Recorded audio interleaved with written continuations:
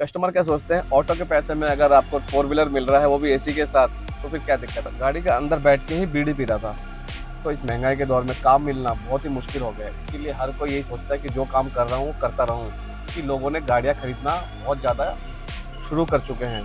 मैंने उसको बोला, भाई आप कपड़े आपके इतने गंदे हो रहे हैं और शरीर से बदबू भी आ रहा है। कह रहा भाई 4 दिन से घर नहीं गया हूँ, क्योंकि मेरा खुद का जो है मोबाइल जो है चोरी करके एक बंदा भाग गया था। अगर आप गाड़ी की इज्जत आप नहीं करोगे ना, तो आपकी इज्जत ये गाड़ी नहीं करेगा। आजकल के ज़माने में दोस्तों इस महंगाई के दौर में काम मिलना बहुत ही मुश्किल हो गया है, इसीलिए हर कोई यही सोचता है कि जो काम कर रहा हूँ करता रहूँ और अपने परिवार का पेट किसी तरह से पाल सकूँ, ताकि यहाँ वहाँ दर बदर ना भटकना पड़े। लेकिन दोस्तों हाल फिलहाल में देखा गया है काउंटिंग के हिसाब से, कुछ सालों के अंदर अंदर कैब लाइन में, कैब इंडस्ट्री में, टैक्सी लाइन में, मेरा कहने का मतलब है कि इसमें बढ़ोतरी बहुत ज़्यादा हुई है। बढ़ोतरी हुआ किसमें? ड्राइवरों के लाइन में। मतलब कि लोगों ने गाड़ियाँ खरीदना बहुत ज़्यादा शुरू कर चुके हैं, क्योंकि रोज़गार उतना है नहीं, बेनिफिट्स कंपनियों में उतना अच्छा है नहीं, लोगों की सैलरी नहीं बढ़ रही है और हर चीज़ महंगाई होती जा रही है। इसलिए लोग सोच रहे हैं कि कैब लाइन में आकर के ज़्यादा पैसा कमा सकें। लेकिन असली सच्चाई कोई नहीं बताता। इस वीडियो में अगर दोस्तों आप चाहते हैं कि आपको पूरी सच्चाई पता चले, तो वीडियो को बिना स्किप किए पूरा देखिएगा। नमस्कार दोस्तों, मेरा नाम उत्तम कुमार और आप देख रहे हैं उत्तम ड्राइव। दोस्तों सबसे पहले मैं ये कहना चाहूँगा कि आज के ज़माने में गाड़ी नया लेना नुकसानदायक हो सकता है, अगर आपको जानकारी नहीं है मार्केट की। और आपको सबसे पहले ये पता होना ज़रूरी है, सबसे पहले ये पता होना बहुत ज़रूरी है कि आपके शहर में, आप जिस शहर में भी रहते हैं, उस शहर में परिस्थिति क्या है, उस शहर का जो कैब रेट है क्या चल रहा है। मतलब अगर आप पूरा दिन भर गाड़ी चलाते हैं तो आपको कितना रुपए बच सकता है। इसका एक छोटा सा एग्जांपल आप इस वीडियो के माध्यम से तो मैं आपको दूंगा ही दूंगा, लेकिन आपके शहर में जो भी गाड़ी चलाते हैं उनसे भी आप जाके 2 मिनट का टाइम निकाल के उनसे पूछिए कि इस लाइन में आना उनके लिए फायदा हो सकता है या नुकसान हो सकता है। क्योंकि वो आपको एक फेस टू फेस आपको एक अच्छी बातें समझा सकते हैं आपके शहर के अकॉर्डिंग। ठीक है, आप जिस शहर में भी रहते हैं, चाहे मुंबई रहते हैं, दिल्ली रहते हैं, चाहे बेंगलोर रहते हैं, चाहे आप हैदराबाद रहते हैं, तमिलनाडु, कहीं पे भी, मद्रास, किसी भी आप शहर में रहते हैं, तो दोस्तों पॉइंट ये है कि आपको नया गाड़ी लेना चाहिए कि नहीं लेना चाहिए। जहाँ तक दोस्तों मैंने अभी रिसर्च किया है, लोगों से बात किया है, लोगों ने मेरे सामने भी अभी 2-3 गाड़ी है, उनसे भी मैंने अभी पूछा है कि आपने कितने की गाड़ी ली और आपका ईएमआई कितना जा रहा है और आपका किस तरह से आपका काम करते हैं, मतलब आप कितने घंटे काम चलाते हैं और कितने रुपए आप शाम तक बचा के घर लेके जाते हैं। तो दोस्तों एक एवरेज जो मैं आपको बताता हूँ, मोटा मोटा जो लोगों ने कहा है मुझे ये चीज़ कि अ, वो 12 से 14 घंटे काम कर रहे हैं। जिन्होंने अभी नई गाड़ी निकाली है वो 12 से 14 घंटे काम करके, और किलोमीटर, कई किलोमीटर हो जाते हैं, 200 किलोमीटर गाड़ी चलाते हैं, कोई 250 किलोमीटर, कोई 200, कोई 150 किलोमीटर गाड़ी चलाता है। तो एक एवरेज अगर जोड़ूंगा तो 2 से 2,500 रुपये वो काम कर पाते हैं। ठीक है, गर्मी का मौसम आ चुका है, सीएनजी एक्स्ट्रा लगता है गाड़ी में। अगर सीएनजी की गाड़ी तो एक्स्ट्रा लगेगा, पेट्रोल की है चाहे डीजल की है तो एक्स्ट्रा ही लगेगा। इसमें आपकी बचत थोड़ी सी कम हो जाती है। सॉरी। ठंड के मौसम में क्या होता है दोस्तों, थोड़ा एवरेज अच्छा आता है गाड़ी का, क्योंकि एसी चलाना नहीं पड़ता, गाड़ी की पिकअप अच्छा हो जाता है, गाड़ी स्मूथ चलने लग जाता है, तो दिक्कत नहीं आती, एवरेज बढ़ जाता है। तो गर्मी के मौसम में और ठंड के मौसम में बहुत फ़र्क पड़ता है। लेकिन इसका मतलब ये नहीं कि ठंड के मौसम में कमाई बहुत ज़्यादा बढ़ जाती है, नहीं, सिर्फ एवरेज में फ़र्क पड़ता है। कमाई में थोड़ा बहुत 19-20 का फ़र्क पड़ता है, बहुत ज़्यादा फ़र्क नहीं पड़ता। और अब बात करते हैं दोस्तों, अभी इस टाइम में गर्मी का मौसम चल रहा है। आज जून का 1 तारीख है, 1 तारीख हो गया है, मंडे का दिन है आज।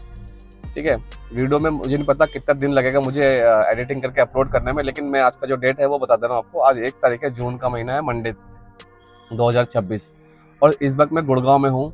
और एक मेरे सामने एक लड़का था, उसके बारे में थोड़ा सा आपको इंट्रोड्यूस कर दूँ। वो बंदा बहुत परेशान दिख रहा था, अपने गाड़ी को एक तरफ उसने दरवाज़ा खोल रखा था और गाड़ी के अंदर बैठ के ही बीड़ी पी रहा था, बीड़ी पी रहा था। और शुभम नाम था उस बंदे का, शुभम नाम है उस बंदे का। और जब मैंने उनसे मिला तो उनसे हेलो हाई किया मैंने, और मैंने उनसे सीधा ये बोला कि भाई आपकी नई गाड़ी है और नई गाड़ी के अंदर आप बीड़ी पी रहे हो और गाड़ी में आपकी इतनी स्मेल करेगा, आपकी रेटिंग ख़राब हो जाएगी। मेन पर्पस था मेरा रेटिंग के ऊपर उसको समझाना। तो जब मैंने उसको ये चीज़ समझाई कि आप अगर आपकी गाड़ी लक्ष्मी है, आपकी रोजी रोटी है, अगर आप गाड़ी की इज्जत आप नहीं करोगे ना, तो आपकी इज्जत ये गाड़ी नहीं करेगा।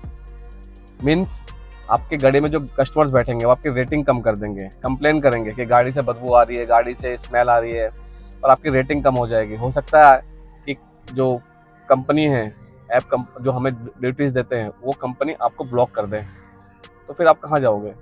तो इसीलिए मैंने उस भाई को समझाया कि आप जिससे आप कमा रहे हैं उसकी आप सबसे पहले इज्जत कीजिए। और एक चीज़ बताऊंगा मैं, उस भाई के जो ड्यूटीज़, उसमें काफ़ी सारे ड्यूटी आ रहे थे, उसमें मेरे को ध्यान आया अभी। मैं इसलिए बता रहा हूँ क्योंकि मैंने अभी लाइव जस्ट अभी भी देखा, इसलिए मैं आपको बता रहा हूँ। उस भाई के गाड़ी में ड्यूटीज आ रहे थे बराबर। चलो ठीक है, मान लो 150-200 रुपये की ड्यूटी आ रही थी, मेरे सामने की बात है, तो वो नहीं उठा रहा था, चलो एग्जैक्ट ठीक है, कोई दिक्कत नहीं है। एक ड्यूटी बजी थी 500 रुपये की, ऊबर में बजी थी, अच्छा खासा अमाउंट मिल रहा था 500 रुपये की, उसमें टोल आपको अलग मिल जाता, जो एमसीडी है ऊबर में एक्स्ट्रा मिलता, सबको पता है ये चीज़, ठीक है। तो द्वारका का बजा था गुड़गांव 59 से द्वारका का बजा था। तो मैंने उसको कहा भाई आपने क्यों नहीं उठाया, तो उस भाई ने पता क्या बोला, कह रहा मुझे यूपी जाना है, मुझे मेन रोड से जाना है, हाईवे से जाना है। तो आप समझ सकते हैं कि इस लाइन में ऐसे ऐसे लोग भी काम कर रहे हैं जिनकी मेंटेलिटी कमाने के ऊपर नहीं है, वो सिर्फ सोच रहे कि किस तरह से आप यूपी पहुंच जाए, नोएडा पहुंच जाए। अगर आप सोचिए आप 59 गुड़गांव में बैठे हुए हैं, तो नोएडा जाने के लिए आपको दिल्ली होते हुए तो जाना पड़ेगा, या कोई और रास्ता है, कोई और रास्ता तो नहीं है। तो सबसे बेटर था द्वारका होते हुए वहां से निकल के फिर वापस अपना भाईपालपुर की तरफ आते, वहां से सीधा वो निकल सकते थे, लेकिन वो नहीं किया उन्होंने ऐसा। तो छोड़िए, कोई बात नहीं, मैंने उनको जो समझाना था मैंने समझाया उनको अच्छे से। अभी वो यहाँ से चले गए, शायद कोई ड्यूटी आया होगा तो चले गए, लेकिन उनको अच्छी बातें मैंने समझाई ये चीज़ के लिए। तो कुछ लोग, जो लोग इस तरीके के काम करते हैं कि ड्यूटीज़ आ रहे हैं और स्किप कर दे रहे हैं, तो मेरे हिसाब से वो ज़्यादा ग्रोथ नहीं कर पाएंगे इस लाइन में और सर्वाइव भी नहीं कर पाएंगे जल्दी, ठीक है। तो जो लोग इस तरीके के हैं, तो मैं तो कहूँगा, उनको ओपिनियन दूंगा कि वो गाड़ी ना ले। और जो लोग मेहनत कर सकते हैं, जो लोग थोड़ा सा बर्दाश्त कर सकते हैं, जो लोग जिनके अंदर थोड़ा सा पेशेंस है, वो लोग गाड़ी ले सकते हैं। लेकिन एक और इसमें चीज़ मैं इंक्लूड करूँगा कि बड़ी गाड़ी 10 लाख रुपए की, आप छोटी गाड़ी पे अगर लेने जाओगे तो 10 लाख रुपए आपका लग जाता है, और आप बड़ी गाड़ी लेने जाओगे तो आपका 14 लाख के आसपास का पड़ जाता है। अगर मान लो कोई अर्टिगा लेते हो तो आपको 14 लाख के आसपास का पड़ जाता है, सेडान के अंदर लेते हो तो आपका 10 लाख के अंदर EMI वगैरह लगा के पड़ जाता है। मैं सिर्फ आपको ये समझाना चाहता हूँ कि आप सेडान गाड़ी भी अगर लेते हैं नहीं, तो आपको मान लीजिए 10 लाख रुपए पड़ रहा है, ठीक है। उसके बाद एक प्रेशर बन जाएगा आपको, हर महीने 15,000 रुपये, 12,000, जो भी एक EMI सेट हो जाएगा। और इस लाइन में ये है कि आप जिस दिन छुट्टी करेंगे, मैंने अपने पिछले वीडियो में भी ये चीज़ समझाया हुआ है कि जिस दिन आप छुट्टी करेंगे उस दिन आपकी कोई दिहाड़ी नहीं लगेगा, कोई आपको पैसा देगा नहीं, क्योंकि आपकी गाड़ी चली नहीं, आपने काम नहीं किया, तो आपको कोई पैसा नहीं मिलेगा। इस लाइन में यही दिक्कत है, अगर आपने छुट्टी किया तो आपको उस दिन आपको कोई अमाउंट आपको नहीं मिलेगा, ठीक है। तो ना ही आपका कोई, हमारा इसमें कोई ESI कटता है, ना PF कटता है, ना कोई बोनस कटता है। तो इसमें हमें सोच समझ के चलना पड़ता है कि हमें अगर बाई चांस कोई परेशानी आ जाए तो हम इतना EMI भर सकें। और अगर आपके पास बैकअप है तो आप ले सकते हैं, और अगर आप मेहनती हैं तो आप ले सकते हैं, इसमें कोई परेशानी नहीं है। सबसे इम्पोर्टेंट बात यह है कि आपके अंदर लगाव कितनी है मेहनत को लेकर के, काम को लेकर के। क्योंकि अभी कुछ सालों में, जैसे कि मैंने वीडियो के शुरू में ही बताया, कि गाड़ियाँ जो हैं बहुत ज़्यादा आ चुके हैं, जहाँ 2 सवारी है वहाँ पे 20 गाड़ियाँ खड़ी हैं, सोचो। क्योंकि इसका एक रीज़न यही है, और इसी वजह से ही रेट कम है, कि ऐप कंपनी के पास, ऐप जो ड्यूटी हमें प्रोवाइड करते हैं, उन कंपनियों के पास गाड़ियाँ बहुत ज़्यादा हैं और ड्यूटियाँ कम हैं। तो इसलिए उन्होंने क्या किया है, कस्टमरों की सुविधा के लिए, कस्टमर को बढ़ाने के लिए रेट्स कम देना चालू कर दिया है। कस्टमर क्या सोचते हैं, ऑटो के पैसे में अगर आपको 4 व्हीलर मिल रहा है, वो भी AC के साथ, तो फिर क्या दिक्कत है, तो वो आराम से गाड़ी बुक करते हैं। इसमें उनकी कोई गलती नहीं है, हर कोई अपना फ़ायदा सोचता है, वो लोग अपना फ़ायदा सोच रहे हैं।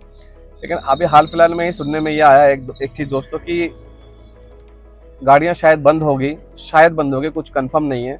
और जैसे पहले चलता था, लोग टैक्सी स्टैंड में जाके या ऑटो स्टैंड में जाके ऑटो बुक करते थे, तो इस तरीके से शायद होगा, मुझे कुछ कंफर्मेशन नहीं है। अगर कुछ भी कंफर्मेशन आता है तो मैं आपको ज़रूर अगले वीडियो में समझाऊंगा।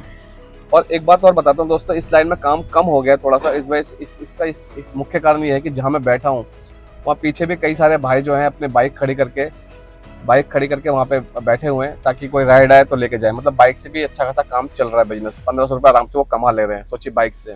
जबकि टैक्सी वालों का हाल बुरा हो रखा है, 1500 रुपये कमाने के लिए भारी पड़ता है। अब एक और चीज़ बताऊंगा दोस्तों, एक एग्जांपल देता हूं मैं आपको। फॉर एग्जांपल, आपने एक छोटी गाड़ी ले ली, सेडान गाड़ी, सेकंड हैंड ले ली, तो उससे क्या होगा, आपके ऊपर थोड़ा प्रेशर कम रहेगा, क्योंकि आपका लोन अमाउंट, अगर आपने वो भी अगर लोन में लिया है, तो आपके ऊपर एक प्रेशर कम रहेगा कि कम EMI जाएगा। और अगर आपने नई गाड़ी ले ली तो आपके ऊपर प्रेशर थोड़ा ज़्यादा रहेगा। इसीलिए आप सोच समझ के कदम उठाइएगा। कुछ लोग हैं जो अच्छा अमाउंट कमा पा रहे हैं। मैंने एक किस्सा याद आ गया मुझे, बहुत पहले का किस्सा है, मुझे 3 साल पहले का ये किस्सा याद आ गया एकदम से माइंड में, तो मैं आपके साथ शेयर करता हूँ। एक बार वसंत कुंज में, दिल्ली की बात कर रहा हूँ, वसंत कुंज में मुझे एक लड़का मिल गया था। उसके शरीर से इतना बदबू आ रहा था, और कपड़े, लिटरली सच बता रहा हूँ, मैं झूठ नहीं बोलूँगा, कपड़े जो है उसके इतने गंदे हो रखे थे। और मैंने उसको बोला, भाई आप कपड़े आपके इतने गंदे हो रहे हैं और शरीर से बदबू भी आ रहा है। कह रहा भाई 4 दिन से घर नहीं गया हूँ। मैं सुन के हैरान हो गया। कह रहा भाई 4 दिन से घर नहीं गया हूँ, सुबह रात दिन काम कर रहा हूँ, थोड़ा सा सोता हूँ और फिर काम पे लग जाता हूँ। तो मैं कह रहा हूँ इससे तो आपकी तबीयत खराब हो जाएगी। कह रहा भाई क्या करें, काम तो करना पड़ेगा कमाने के लिए। और वो अच्छा खासा अमाउंट भी कमा रहे हैं, ऐसा नहीं कि नहीं कमा रहे हैं, अच्छा खासा अमाउंट भी वो कमा रहे हैं। लेकिन क्या फ़ायदा अगर आप अपना शरीर को ख़राब करके रात दिन एक करके अगर कमा रहे हो, और फिर अगर बीमार पड़ गए तो वही पैसा आपके बीमारी में चला जाएगा, तो फिर फ़ायदा नहीं। तो इसलिए इस लाइन में सबसे पहले अपने आप को फिट रखिए, उसके बाद ही जाके आप ज़्यादा काम करने की सोचिए। अगर आप फिट नहीं हैं तो आप कैसे काम कर पाएंगे, है ना? तो अगर आप फिट नहीं हैं तो अपने घर कैसे चला पाएंगे, काम कैसे कर पाएंगे? तो इसलिए फिट रहना और स्वस्थ रहना बहुत ज़रूरी है। तो कुल मिला के मैं यही कहूँगा दोस्तों, अपने शहर के हिसाब से देखिएगा कि कैसा शहर में, आपके शहर में रेट है। और बहुत लोग बोलते हैं कि पेट्रोल की गाड़ी लेनी चाहिए, सीएनजी की गाड़ी नहीं लेनी चाहिए। देखिए, आप सीएनजी की गाड़ी लें चाहे पेट्रोल की गाड़ी लें, आपको रेट तो एक ही मिलेगा ऐप कंपनी के अंदर। नॉर्मल होटल्स वगैरह या कोई टूर एंड ट्रेवल की कंपनी होती है तो उसमें थोड़ा सा अलग फ़र्क पड़ सकता है। लेकिन जो ऐप प्रोवाइडर कंपनियां हैं जैसे ओला, उबर, रैपिडो, तो उनमें रेट सबके लिए, सब गाड़ियों के लिए एक जैसा ही है। एक और दोस्तों आपको ओपिनियन देना चाहूँगा, अपनी तरफ से एक सलाह देना चाहूँगा कि कोशिश कीजिएगा कि आप ज़्यादातर प्रायोरिटी की राइड्स लीजिए, छोटी ट्रिप्स ना करें। बहुत जो छोटे ट्रिप्स आते हैं, कम से कम कोशिश कीजिए कि 300 से ऊपर ही का जो ट्रिप आए उनको कीजिए। क्योंकि छोटे ट्रिप्स में होता क्या है, कई बार छोटे ट्रिप अगर करते हैं आप, सोचते हैं कि छोटे छोटे ट्रिप करेंगे और ज़्यादा अमाउंट बन जाएगा, लेकिन कोई फ़ायदा नहीं होता। मैंने खुद ये रियलाइज़ किया है। छोटे ट्रिप में क्या होता है, आपके टाइम खराब होते हैं। उम्मीद करता हूँ दोस्तों आपको चीज़ें समझ में आ गई होगी। एक और आपको एक छोटा सा स्टोरी समझाता हूँ मैं आपको। कभी भी अगर आप गाड़ी चला रहे हैं तो अननोन पर्सन को बिल्कुल भी मत बैठाइएगा अपने गाड़ी के अंदर, क्योंकि मेरा खुद का जो है मोबाइल जो है चोरी करके एक बंदा भाग गया था। सोचिए 60 साल का बंदा था, और इस चीज़ को इसके ऊपर मैंने वीडियो बना रखा है पुराना, अगर मेरे वीडियो में आप देखेंगे तो उसको दिख जाएगा। मैंने बताया हुआ है कि मैंने उस बंदे के ऊपर विश्वास किया था और खुद के ऊपर मेरी बीती है ये चीज़, तो इसलिए मैं आपको बता रहा हूँ कि 60 साल का एक बंदा मेरे से फ़ोन लेके मुझे बोला कि आप गाड़ी आगे लगा लो, मैं यहाँ पे खड़ा हूँ। और मैं जैसे ही गाड़ी आगे लगाने के लिए गया तो बंदा पीछे से मेरा फ़ोन लेके गायब हो गया। तो हमेशा होशियार रहिएगा इस तरीके के। और उस बंदे के पास ना कोई कॉन्टैक्ट था, ना कोई कुछ भी नहीं था, और वो ओला उबर से बुकिंग नहीं था, वो पर्सनल बुकिंग था। एक चीज़ और याद आ गया कि पर्सनल बुकिंग अगर लेते हैं आप तो अननोन पर्सन को लेंगे तो थोड़ा सावधान रहिएगा, और ना ले तो अच्छा है कि कई बार दुर्घटनाएं भी घटती है। जैसे कि मेरा फ़ोन लेके चला गया, तो हो सकता है कई कई सारे मैंने ऐसे देखे हैं वीडियोस जिसमें एक अननोन जगह पर ले जाके आपके ऊपर हमला करते हैं और आपको आपके फ़ोन छीनने की कोशिश करते हैं। तो इस चीज़ का भी बहुत ज़्यादा खास ध्यान रखिएगा। खैर, इस वीडियो में मैंने कोशिश किया था कि इस लाइन में आना चाहिए कि नहीं आना चाहिए, तो इस सारे चीज़ों को बोलना भी मेरे लिए ज़रूरी था। दोस्तों एक और चीज़ मैं आपसे शेयर करना चाहता था। मैंने एक यूट्यूब चैनल एक और नया बनाया है, और उसका नाम है ड्रीम लिफ्ट 24x7, जिसमें आपको प्रेरणादायक मोटिवेशनल कहानियाँ मिलेंगी, और वो मेरे पूरा वॉइस ओवर उसमें रहेगा। और कोशिश कर रहा हूँ कि वो अच्छा बिल्ड कर सके और एक अच्छा उसमें मटेरियल में पेश कर सकूँ आप लोगों के सामने, ताकि आप लोगों को उससे कुछ सीखने को मिले। आप सभी से मैं यही कहना चाहूँगा कि प्लीज़ डिस्क्रिप्शन में जाकर के उस मेरे नए चैनल के लिंक पर क्लिक करके उस चैनल को भी सब्सक्राइब कीजिए, और जिस तरह से आपने इस चैनल को सपोर्ट किया है उस चैनल को भी प्लीज़ सपोर्ट कीजिएगा। और उम्मीद करता हूँ दोस्तों आपको वीडियो अच्छा लगा होगा, और अगर आपका कोई सुझाव है, अगर आप कुछ पूछना चाहते हैं तो वीडियो के कमेंट बॉक्स में जाकर के आप मुझसे पूछ सकते हैं। और अगर आपको वीडियो अच्छा लगा होगा, और अगर आप चैनल पर नए हैं और अभी तक अपने चैनल को सब्सक्राइब नहीं किया, तो प्लीज़ चैनल को लाइक कीजिएगा, शेयर कीजिएगा और सब्सक्राइब भी कीजिएगा। मिलते हैं एक और अगले वीडियो में, तब तक अपना ध्यान रखिए, सेफ ड्राइव करते रहिए। नमस्कार, जय श्री कृष्ण।